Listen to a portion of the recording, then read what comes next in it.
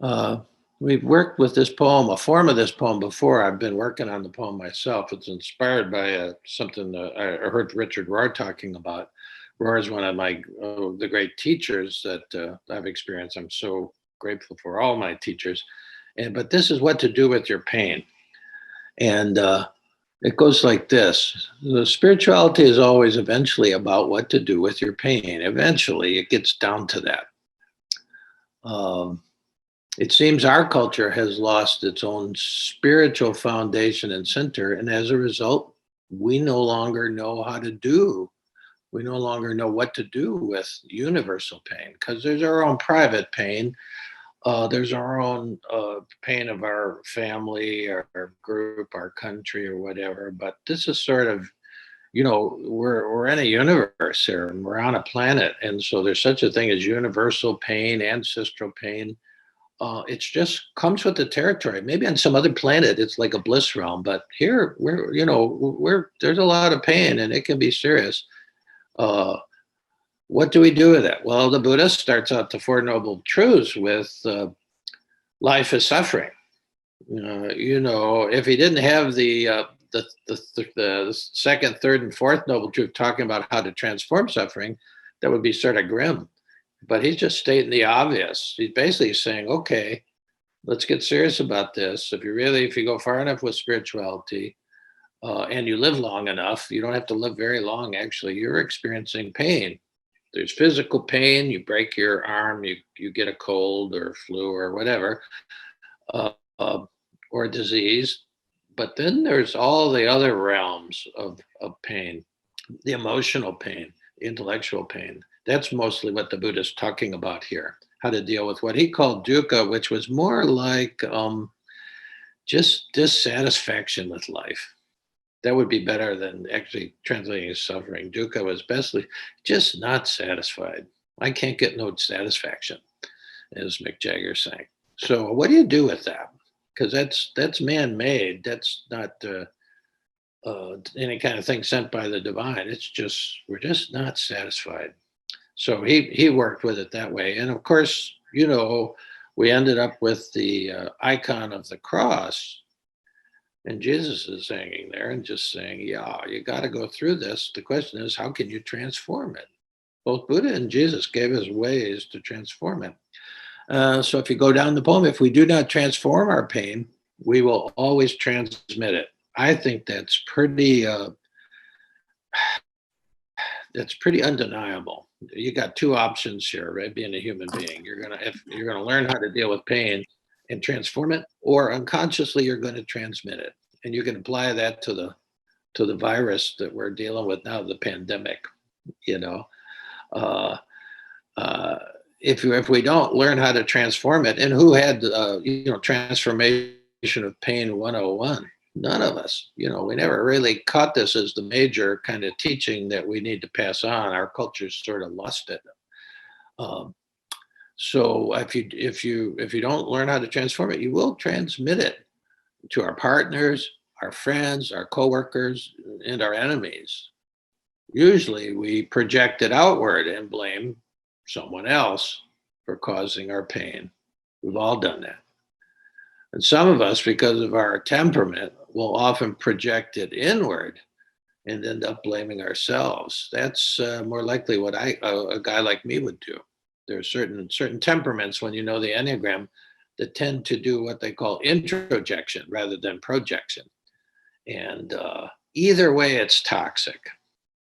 Either way, if you're a kind of a blaming kind of temperament, and that's your way of dealing with the pain, you transmit it to the people in the outside world. Uh, that becomes toxic. The whole pain. It becomes a toxic environment, and if you transmit it, introject it into yourself, as some people are temperamentally um, sort of programmed to do, well, then you become personally like a kind of toxic waste dump. Either way, it's harmful. Either way, it's harmful. And then the last one, the only way to transform it, is through love. And there are practices of this, and they should be taught in grade school. But then I went all the way through graduate work. Never had a course in how to transform basic pain, and that's what we're going to be working on. Uh, let's uh, let's uh, let's see if stop the screen sharing, and then uh, and just go back to sort of talking about how we might do that and doing some basic practices. Now, uh, we're going to eventually, and some of you know this term and some of you don't, most of you know the term, but some of you don't, we're going to be working with Tonglen, a particular Tibetan practice for transforming pain, both your own pain, the pain of those closest to you, and then the universal pain. You know, I'm sitting here and I'm looking, I have an air purifier in my Zendo now. And it takes in, it's a medical grade air purifier. It takes in from the sides, it takes in the air in all its impurities. It's got 3 filters. And then out the front comes the purified air. So the toxins end up building up on the filter. Now that's a physical manifestation of what we're going to, we have the ability to do that too. You have the ability to be the air purifier, first of all, for yourself. That's what we're going to work on today. We're not even going to go on to other people. We're going to really take this slow for this month. We're just going to be working on how to deal with our own pain, how to do Tonglen for ourselves today. But when you learn how to do it for yourself, then you can actually be the air purifier in your family, at your workplace. And then really it gets bigger as you go with this practice to where you're going out to the whole planet and beyond, because we don't know what other worlds are suffering. But there's once you get into this practice, this kind of particular Tibetan love practice of transforming pain, there's no limit to it, technically. Yeah, literally, and even figurative, no limit to it. But we're going to just start with us today. And a better way to think of doing Tonglen for yourself formally, we're going to do a couple of 2-minute practice sessions here. We're just going to do little bite sizes today. Of how you can take a 2-minute vacation at any point, 2 minutes. And you know, the rational mind, the logical mind, and sort of the egoic mind thinks, well, 2 minutes can't really do very much.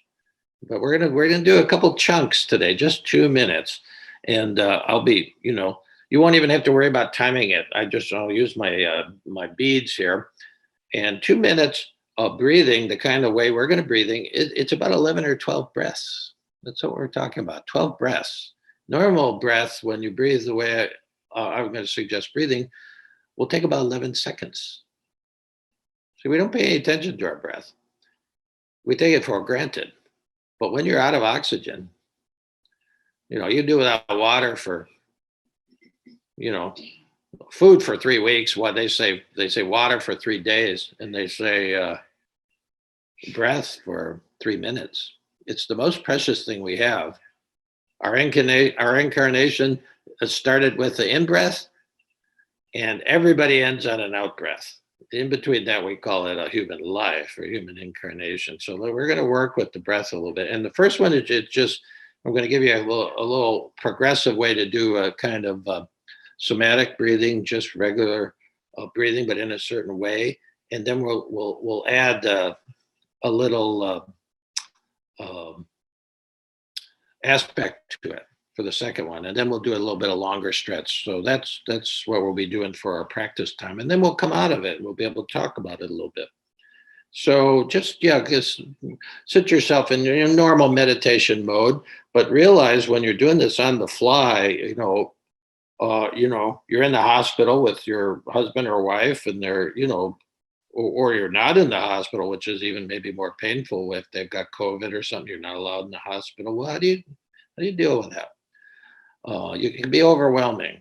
And so on the fly, you might not be on your meditation cushion. You might be in the grocery store. You might be in a business meeting.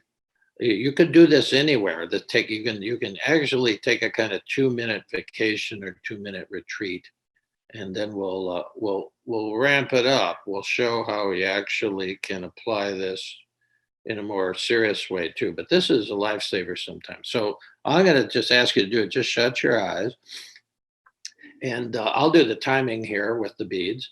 And we're going to take 12 breaths, and we're going to take 12 nasal breaths. The inhalation and the exhalation will be through the nose, and it's just going to just be very gentle and slow, just normal breathing. But there's no hurry. Okay, just breathing in through the nose, gently and slowly, and then when it feels right, breathing out through the nose. Inspiration, expiration, inhalation, exhalation. Okay, let's just keep it absolutely simple, and actually keep your awareness on your nose, in the nasal cavity, and feel the breath coming in and out. Okay, so let's just do that. So this will be like 2 minutes. So let's all begin together, and then when I get to the last beat, I'll say, okay, let's take one more breath together, because maybe you're breathing a little faster than I am or a little slower. It doesn't matter. Uh, Eventually, when you do this practice, the breath actually becomes something that just regulates the whole thing. Okay, so all right, let's begin. Let's take our first breath together, inhaling and exhaling through the nose. Nothing more.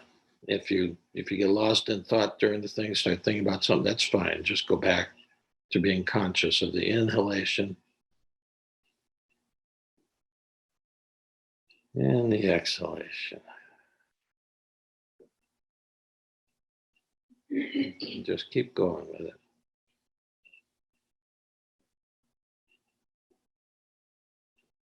And just enjoy your breathing, as Thich Nhat Hanh would say.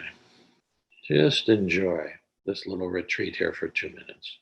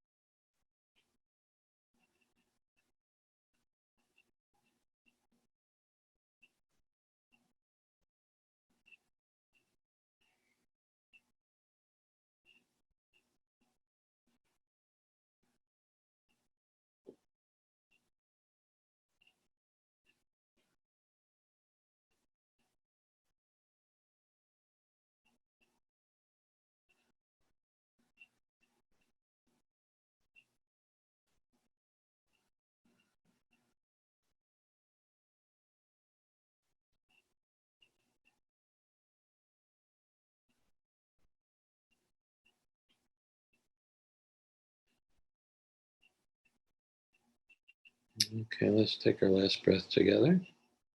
Inhaling and exhaling through the nose.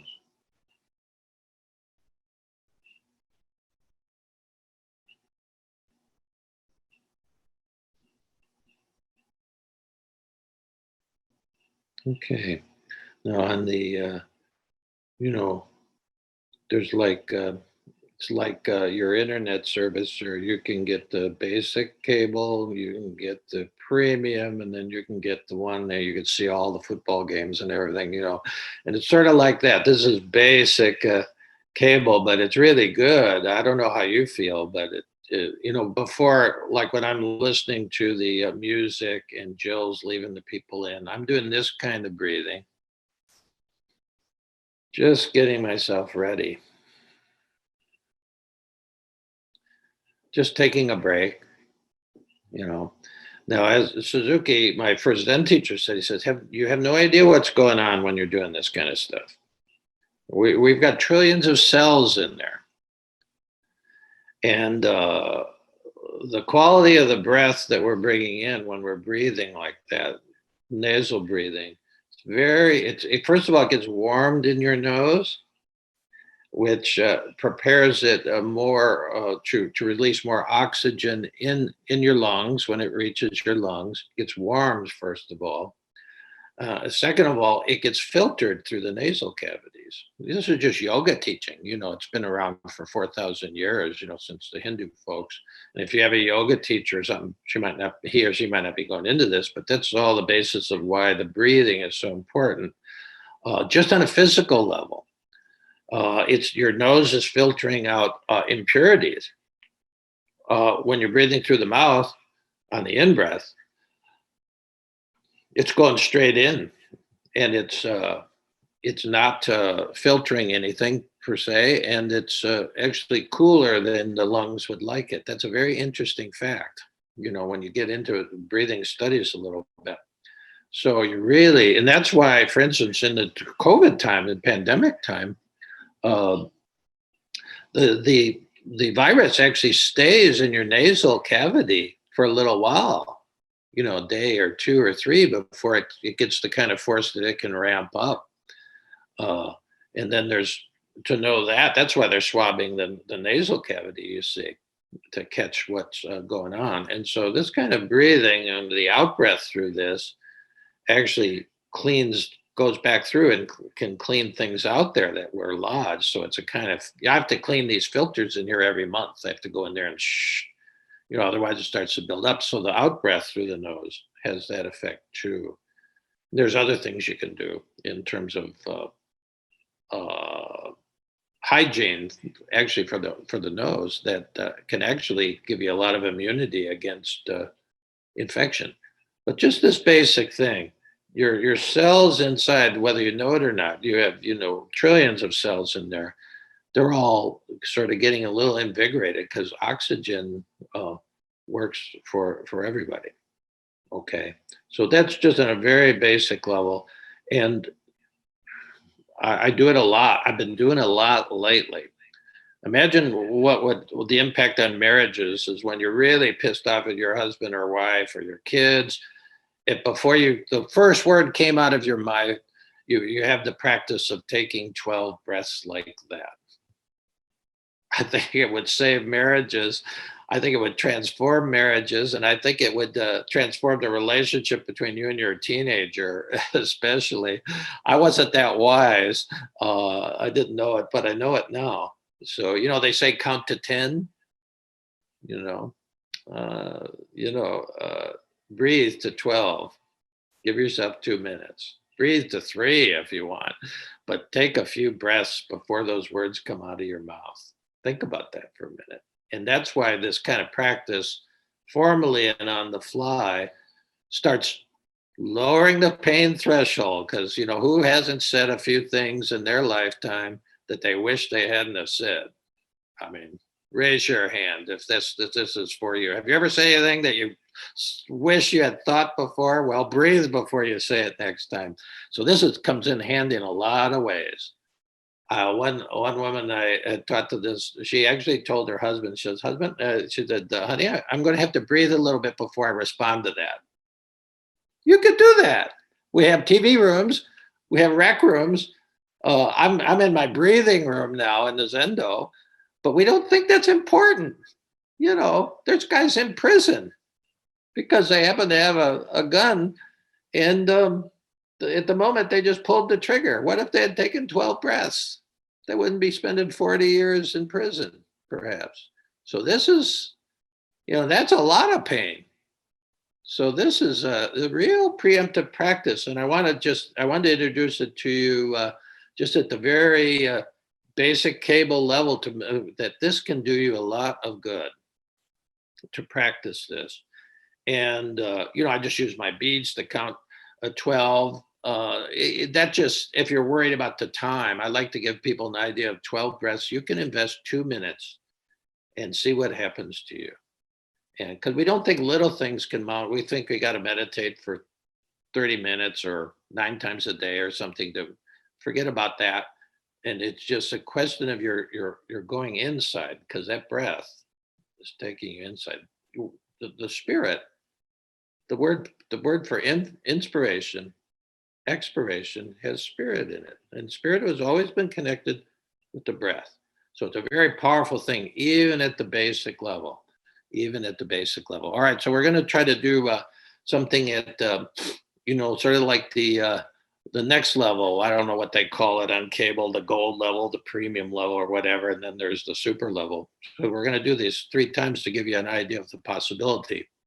Now, especially if you guys know Tonglen, uh, this sort of brings that in. What we're going to do is we're actually still doing Tonglen for ourselves. We're doing Tonglen for our trillions of cells. We're doing Tonglen for that toxic buildup of who knows what.